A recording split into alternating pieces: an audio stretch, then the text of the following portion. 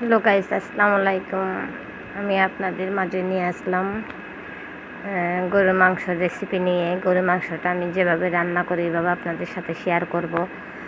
যদি ভালো লাগে আপনারা সাপোর্ট করবেন সেই আশায়। আমি এখানে হাফ কেজি গরুর মাংস নিলাম।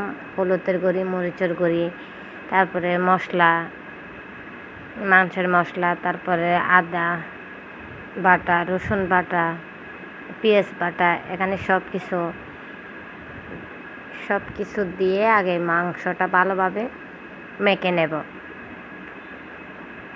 অল্প পরিমাণ সয়াবিন তেল, আমরা যে রান্নার তেল খাই সেই রান্নার তেল অল্প দিয়ে তারপরে ভালোভাবে আপনি যতই মাখামাখি করবেন মাংসটা ততই আপনার জন্য সাথে। আমি আধা ঘন্টা রেস্টে রাখবো এবং পরে আধা ঘন্টার জন্য এখানে আমি রান্নায় চলে আসলাম। এই আলুটা আমি ভেজে নেব মাংস দেওয়ার জন্য একটু লাল লাল করে। আগে আলুটা বেজে নিয়ে তারপরে এই যে দেখেন হালকা লাল লাল করলাম। আমি যেভাবে রান্না করি এভাবে আপনারা চাইলে রাঁধতে পারেন, আর আপনাদের পছন্দ মতো যার যেভাবে পছন্দ হয়। মানে আমি পেঁয়াজ রসুন কুচি দিয়ে আগে মশলাটা ভালোভাবে বেজে নেব। দালচিনি, এলাচ, তারপর তেজপাতা,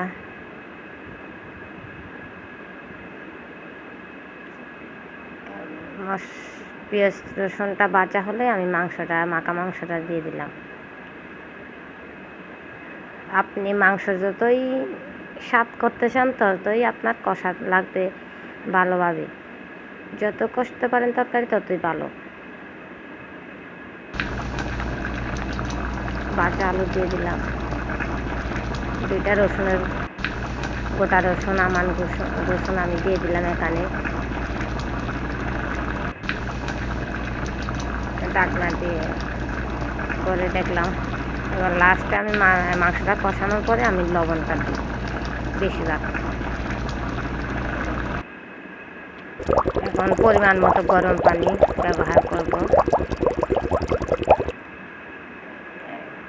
দেখি মাংসটা হতে থাক, লাস্টে কি হয়। এটাই আমার রূপ। কেমন হলো রান্নাটা? আমি একটু ঝুলঝুল করে রান্না করতেছি। ঝুলঝুল টাইপের তরকারি আমার কাছে ভালো লাগে এবং মাঝে মধ্যে একটু রুটি খেলেও ভালো লাগে, ওই জন্য আমি একটু ঝুল রাখলাম তরকারিতে। অনেকে ঝুলটা শুকাই, কিন্তু আমি ঝুলটা পছন্দ করি, ওই জন্যই ঝুল। যদি আপনাদের ভালো লাগে একটু সাপোর্ট করবেন এবং শেয়ার করবেন। আল্লাহ হাফেজ। ফাইনাল লুক আমার।